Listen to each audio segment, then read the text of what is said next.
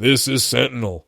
Treat this as an unclassified situation report on the post-midterm landscape. Audience is policy pros, so we'll go straight to the map. Net effect of the midterms. Congress is closely divided. One chamber flipped or narrowed, the other is held by the opposite party or by a razor-thin margin. No governing supercoalition, no sweeping mandate, just contested ground on every major vote. Olga here. And for listeners outside the Beltway, the human translation is, the country voted for friction, not for clarity. We have a president facing at least one chamber that can block or delay core priorities, and vulnerable members in both parties who are thinking more about the next election than the next policy outcome. Bottom line up front, the president's room for maneuver is tightened. In a divided configuration, White House one party, at least one chamber the other. Oversight risk goes up. Expect more hearings, more subpoenas, more investigations aimed at shaping the 2028 narrative as much as actual accountability. In a narrowly unified setup, risk shifts inward. Factions inside the president's own party gain veto power and can threaten primaries if leadership cuts cross-party deals. Most likely scenario over the next 2 years, incremental governance.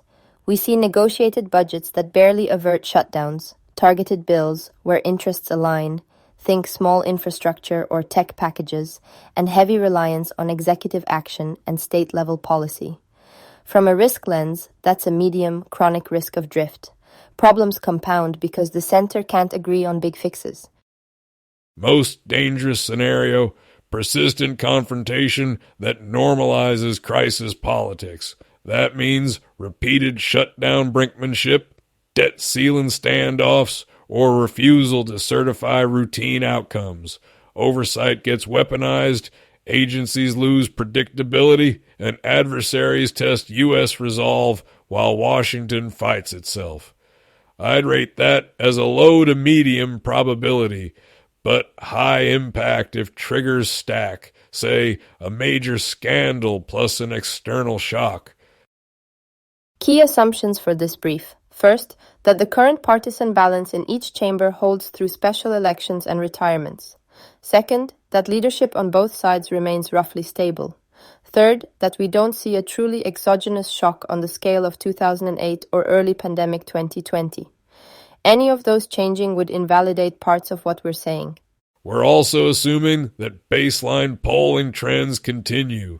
High polarization, low institutional trust, and negative partisanship driving turnout. If, for example, one party's brand collapses in a scandal, the most likely scenario collapses with it.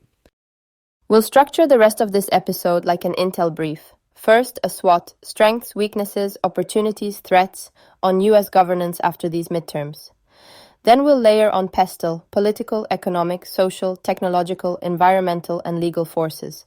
Think of SWOT as what's on the board, PESTEL as the weather and terrain that limit everyone's options. I'll mostly handle the structural and security angles. Olga will stress test from a human rights and democracy health perspective. We'll call out most likely versus most dangerous in each section, flag risk levels, and note where our assumptions might fail. With that, let's shift into the SWOT. Starting with strengths. Institutionally, checks and balances are still functioning. Courts can constrain overreach. Congress holds the purse. The executive can still move on foreign policy and regulation.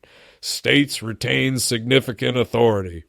The midterms confirm that voters can rebalance power, swing in a chamber, tighten in margins, without systemic breakdown. And civic engagement stays elevated compared to older midterms. Younger voters, women, communities of color, a lot of people are still showing up, marching, litigating, organizing. That's a resilience asset. Most likely scenario, these strengths keep the system from snapping, even if it bends. I'd call that a low risk of outright institutional failure in the near term. Weaknesses: extreme polarization and narrow majorities. Many members fear a primary challenger more than a general election loss. That pulls them toward maximalist positions and away from compromise. With margins this thin, a handful of hardliners can block leadership and drive us into repeated brinkmanship. That's a structural weakness, not just a personality issue. And those weaknesses have victims. Gridlock on issues like immigration, healthcare, or policing doesn't hit think tank staff. It hits families at the border, workers without coverage, people facing abusive systems. Most likely scenario on weaknesses: chronic undergovernance. Medium risk that big, slow burn problems, inequality, climate, democratic erosion, continue to worsen while Congress fights over symbolism. Opportunities next. Divided or narrow government can still yield targeted bipartisan wins where incentives align and ideology is fuzzier. Most likely windows, infrastructure follow-ons, specific tech and AI guardrails, some defense modernization, maybe limited immigration measures like high-skill visas or protections for long-term residents. These are low to medium risk politically, if kept narrow. There's also space to recalibrate U.S. global leadership, support for allies, anti-corruption work, climate, and humanitarian funding. If Congress can show minimal unity there, it signals that democracy can still deliver. Red team challenge, though. Elites may overread small bipartisan votes as proof the system is fine, while marginalized groups still feel abandoned. The opportunity is real, but so is the perception gap. Threats. First, investigations as political warfare. Committees can shift from genuine oversight to constant spectacle. That diverts attention from issues like defense budgeting or agency performance. Second, high risk of budgetary brinkmanship, shutdowns or near misses, as small factions use leverage to extract concessions. Those fights create operational uncertainty for every department. From a democracy health angle, the most dangerous threat is normalized backsliding, attempts to tilt election rules, gerrymandering, and rhetoric that undermines acceptance of certified results. Foreign adversaries watch that and amplify every fracture with disinformation, often aimed at immigrants, minorities, LGBTQ people, anyone they can frame as the enemy within. Low to medium probability of a single catastrophic event, but high ongoing risk of cumulative damage to trust. Net most likely SWOT scenario. Institutions hold, engagement stays high, but polarization plus narrow margins yields slow, tactical wins and frequent friction. Most dangerous scenario, the convergence of weaponized oversight, fiscal crisis, and election legitimacy disputes that pushes us into sustained governance paralysis. That's still a tail risk, but one we can't ignore. PESTEL lens, starting with political. Presidential and congressional approval are typically underwater, and everyone is already positioning for 2028. That incentivizes short-term messaging, wins over long-term deals. Most likely outcome, continuous campaign mode. Medium risk that leaders avoid necessary but painful compromises on spending, taxes, or entitlements. Economic factors, ongoing concerns about prices, wages trying to keep up, and uncertainty around tariffs, supply chains, and deficits. When budgets tighten, it's the least protected. Hourly workers, single parents, undocumented laborers who absorb the shock. Most likely scenario, arguments over who gets blamed for economic pain, not over how to share the burden fairly. Structural risk there is high, even if near-term collapse risk is low. Social terrain. The country is sharply split on abortion, immigration, guns, race, and broader culture war issues.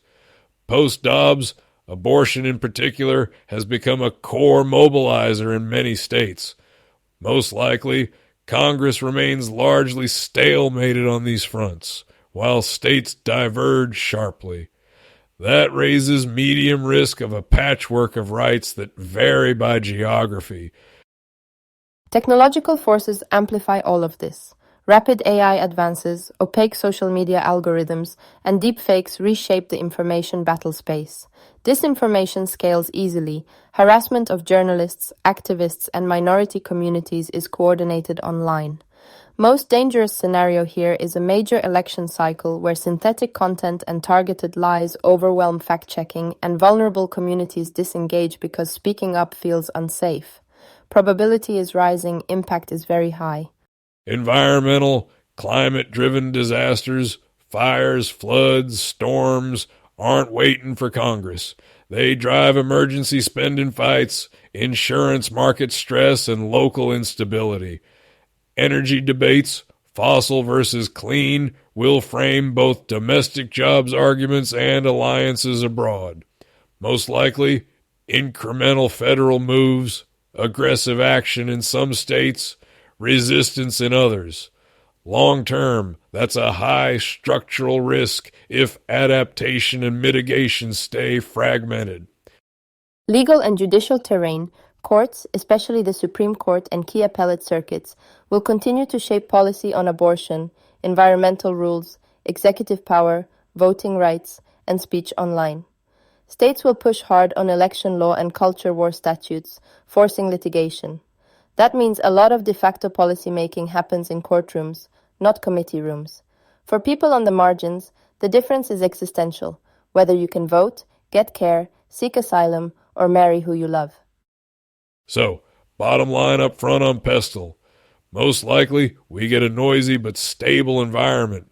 No single collapse, but steady pressure from economics, social division, and tech-driven information warfare. Most dangerous is a convergence scenario, economic downturn, contested elections, and a major legal shock landing at once with disinformation pouring fuel on it. Low probability in any given year, but the tail is fattening.